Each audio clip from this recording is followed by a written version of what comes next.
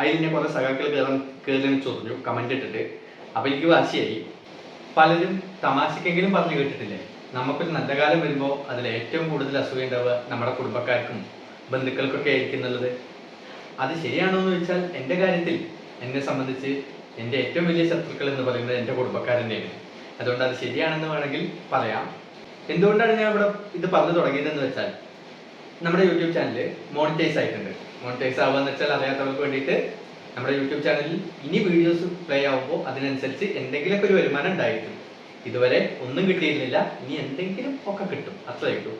Okay, അപ്പോൾ ഞാൻ പറഞ്ഞു തന്നത്, ഈ യൂട്യൂബ് ചാനൽ തുടങ്ങിയിട്ട് ഇപ്പോൾ 1 കൊല്ലമായി. കഴിഞ്ഞ കൊല്ലം ജൂൺ 25-ാം തീയതിയാണ് ഇതിലെ ലോങ് വീഡിയോസ് ഞാൻ ഇട്ട് തുടങ്ങിയത്. ഈ കൊല്ലം ജൂൺ 22-ാം തീയതി ആയപ്പോഴേക്ക് മോണിറ്റൈസേഷൻ കിട്ടി. കറക്റ്റ് 1 വർഷം ഇതിന്റെ പിന്നാലെ നടന്നിട്ടാണ് എനിക്കിതൊന്ന് സെറ്റായി കിട്ടിയത്. അതിന് മുമ്പ് ഒരു 4-5 മാസം മറ്റൊരു യൂട്യൂബ് ചാനൽ ഞാൻ ഉപയോഗിച്ചിരുന്നു. അത് കോപ്പിറൈറ്റിന്റെ ഇഷ്യൂ കാരണം പോയത് ആണ്. അപ്പൊ നിങ്ങൾക്ക് ചിലർക്കെങ്കിലും അറിയാം. അപ്പൊ ഞാൻ പറഞ്ഞു, നമ്മുടെ നന്നായി വരുമ്പോൾ നമ്മൾ നന്നാവുന്നതിൽ ഏറ്റവും കൂടുതൽ പ്രശ്നം നമ്മുടെ കുടുംബക്കാർക്ക് തന്നെയാവും എന്നുള്ളത്. കാരണം അങ്ങനെ പറയാനുള്ള കാരണം, ഇപ്പോ ഈ വീഡിയോ എന്റെ പല ബന്ധുക്കളും ഇതിന് കാണുന്നുണ്ടാവും അല്ലെ. അതിൽ എത്ര പേര് ഈ ചാനൽ സബ്സ്ക്രൈബ് ചെയ്തിട്ടുണ്ട്? പോട്ടെ, അതിൽ എത്ര പേരിന്റെ വീഡിയോ എപ്പോഴെങ്കിലും നിങ്ങളുടെ ഹോം സ്ക്രീനിൽ, യൂട്യൂബിന്റെ ഹോം സ്ക്രീനിൽ സജഷനായി വരുമ്പോൾ നോക്കുന്നുണ്ട്? വളരെ കുറവായിരിക്കും. എനിക്ക് നല്ല ഉറപ്പാണ്. ഞാൻ എൻ്റെ ചില ബന്ധുക്കളുടെയൊക്കെ ഫോണ് അബദ്ധവശാലൊക്കെ ചിലപ്പോൾ ഇങ്ങനെ നോക്കുമ്പോൾ പലരും ഈ ചാനൽ സെർച്ച് ചെയ്തിട്ട് പോലും ഉണ്ടാവില്ല, അല്ലെങ്കിൽ സബ്സ്ക്രൈബ് ചെയ്തിട്ടുണ്ടാവില്ല. നമുക്കറിയാം, അതുകൊണ്ടാണ് ഞാൻ ധൈര്യമായിട്ട് പറയുന്നത്. ഓക്കെ, അപ്പോൾ അങ്ങനെയുള്ളവരോട് എനിക്ക് പറയത്രേ ഉള്ളൂ, മോണിറ്റൈസ് ആയി എന്ന് കരുതിയിട്ട് ഞാൻ നാളെ തൊട്ട് കോടീശ്വരനെ അവനൊന്നും പോണില്ല. അതിനുള്ള വകുപ്പൊന്നുമില്ല. പിന്നെ ഒന്നുമില്ലാതെ ഒരു 1.5 കൊല്ലം 1.5 വർഷത്തോളം വീഡിയോ ചെയ്ത ഒരുത്തനെ സംബന്ധിച്ച് ഇനി എന്ത് കിട്ടിയാലും കാര്യം എന്നുള്ള രീതിയിൽ എന്തെങ്കിലുമൊക്കെ കിട്ടുമെന്ന് മാത്രമേ ഉള്ളൂ. അപ്പോൾ ഇതുവരെ നമ്മളെ സപ്പോർട്ട് ചെയ്ത എല്ലാവരോടുള്ള നന്ദി ആദ്യം അറിയിക്കുകയാണ്. തുടർന്ന് നിങ്ങളുടെ സപ്പോർട്ട് വേണം. നമ്മുടെ 1 വർഷത്തെ എഫേർട്ടാണ് ഇപ്പോൾ ഈ ചാനൽ ഈ നിലയിലേക്കെങ്കിലും എത്താൻ എന്നെ സഹായിച്ചത്. അപ്പോൾ അതിൽ കുറെ സ്റ്റുഡൻസ് ഉണ്ട്, ഇതിന്റെ കുറെ ക്ലാസ്സുകൾ നന്നായിട്ട് ഓടിയിട്ടുണ്ട്. കഴിഞ്ഞ ജൂൺ 25-ാം തീയതി, കഴിഞ്ഞ വർഷം ജൂൺ 25-ാം തീയതിയാണ് ആദ്യത്തെ വീഡിയോ ഇട്ടത് ഞാൻ പറഞ്ഞു. അവിടുന്ന് തുടങ്ങി ഒരു ആഗസ്റ്റ് 18-ാം തീയതി 19-ാം തീയതി ആയപ്പോഴേക്ക് ഏകദേശം 1600 മണിക്കൂറിന്റെ മേലെ എൻ്റെ വീഡിയോസ് റൺ ആയിട്ടുണ്ടായിരുന്നു. അപ്പോൾ 2 മാസം കൊണ്ട് തന്നെ അത്രയും കിട്ടി. കാരണം അത് ഓണപരീക്ഷയുടെ ഭാഗമായിട്ട് ഞാൻ ചെയ്ത വീഡിയോസിനെല്ലാം അത്യാവശ്യം റീച്ച് കിട്ടിയോണ്ടാണ് അങ്ങനെ ഭയങ്കരമായിട്ടൊരു വാച്ച് ടൈം കിട്ടിയത്. മോണിറ്റൈസ് ആവണമെങ്കിൽ 1000 സബ്സ്ക്രൈബേഴ്സും 4000 മണിക്കൂർ വാച്ച് ടൈമും വേണം. അതിൽ 1600ക്ക് 2 മാസം കൊണ്ട് തന്നെ കിട്ടി. പക്ഷെ അതിനുശേഷം ഞാൻ ഇന്ന് വീഡിയോ ചെയ്യുന്നത് കുറഞ്ഞു. ഒരു 2.5 മാസത്തിന്റെ ഇടയിൽ ഞാൻ 2 ലോങ് വീഡിയോ മാത്രമാണ് ചെയ്തത്. അതെന്നെ കാര്യമായി ബാധിച്ചു. അതിനുശേഷം ഞാൻ എത്ര ക്ലാസ് ഇട്ടിട്ടും ഇതൊന്നും ഡെവലപ്പായി വന്നിരുന്നില്ല. അപ്പൊ ഞാൻ ഏകദേശം ഇനി മോണിറ്റൈസ് ആയി കിട്ടണമെങ്കിൽ പാടായിരിക്കുമെന്ന് വിചാരിച്ചുകൊണ്ടിരിക്കുകയായിരുന്നു. ആ സമയത്ത് ഇക്കൊല്ലം ഫെബ്രുവരി 1-ാം തീയതി ഞാൻ പുതിയ ജൂപ്പിറ്റർ, എൻ്റെ പുതിയ വണ്ടിയുടെ ഒരു റിവ്യൂ ചെയ്തു. ആ വീഡിയോ തൊട്ടിട്ടാണ് ഇത് വീണ്ടും മോണിറ്റൈസ് ആവാനുള്ള സാധ്യത ഉണ്ട് എന്നുള്ളത് എനിക്ക് മനസ്സിലായത്. കാരണം ആ വീഡിയോ ഇപ്പോഴും വ്യൂവേഴ്സ് വന്നുകൊണ്ടിരിക്കുന്നുണ്ട്. ഇപ്പൊ ഏകദേശം 17,000 വ്യൂവേഴ്സ് വന്നിട്ടുണ്ട് ഇതുവരെ. ഇപ്പോഴും സ്റ്റിൽ റണ്ണിങ് ആണ്. ഒരു ദിവസം ഒരു 100 പേരെങ്കിലും കാണുന്നുണ്ട്. അത് എനിക്ക് നല്ല വാച്ച് അവർ, ഏകദേശം 700 മണിക്കൂറിന്റെ അടുത്ത് വാച്ച് അവർ എനിക്ക് തന്നിട്ടുണ്ട്. അതിനുശേഷം ഞാൻ എൻ്റെ പൾസറിന്റെ റിവ്യൂ ഇട്ടു.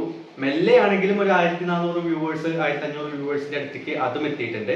അത് കഴിഞ്ഞ ഈ കൊല്ലം ഫെബ്രുവരി 28-ാം തീയതിയാണ് ഇട്ടത്.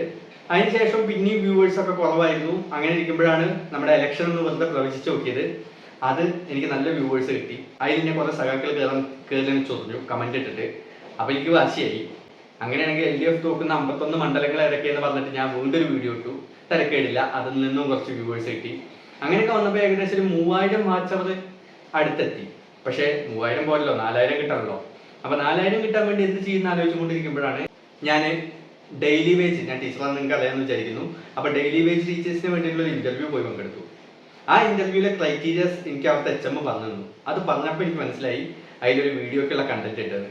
ആ വീഡിയോ ഇട്ടു. ആ വീഡിയോ ഇട്ടത് ഏകദേശം മെയ് 20-നോട് അടുപ്പിച്ച ഒരു ദിവസമായിരിക്കും.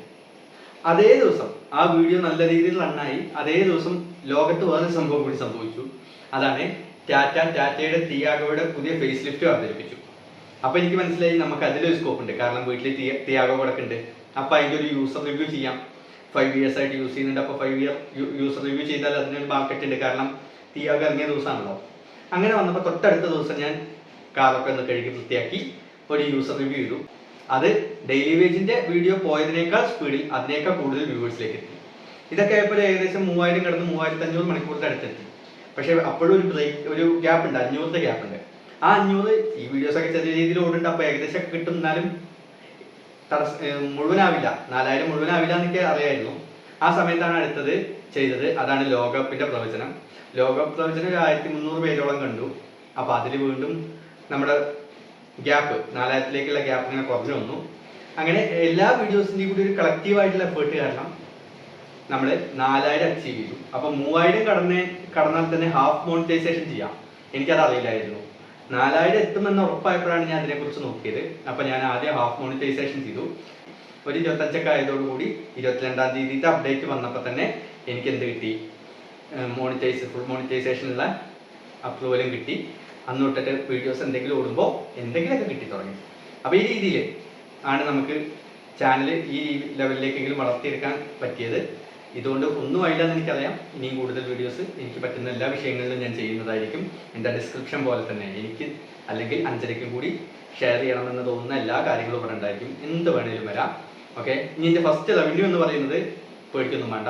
അതും എൻ്റെ കുടുംബക്കാരോട് പറയാനുള്ളത്, അല്ലെങ്കിൽ ബന്ധുക്കളോടാണ് പറയാനുള്ളത്. പേടിക്കാനൊന്നുമില്ല. $0.13 ഏകദേശം ഒരു 11 രൂപ 12 രൂപ റേഞ്ചിൽ. ഇതാണ് എൻ്റെ ഫസ്റ്റ് ആദ്യത്തെ അപ്ഡേറ്റിൽ കിട്ടിയ റവന്യൂ. Okay, thank you.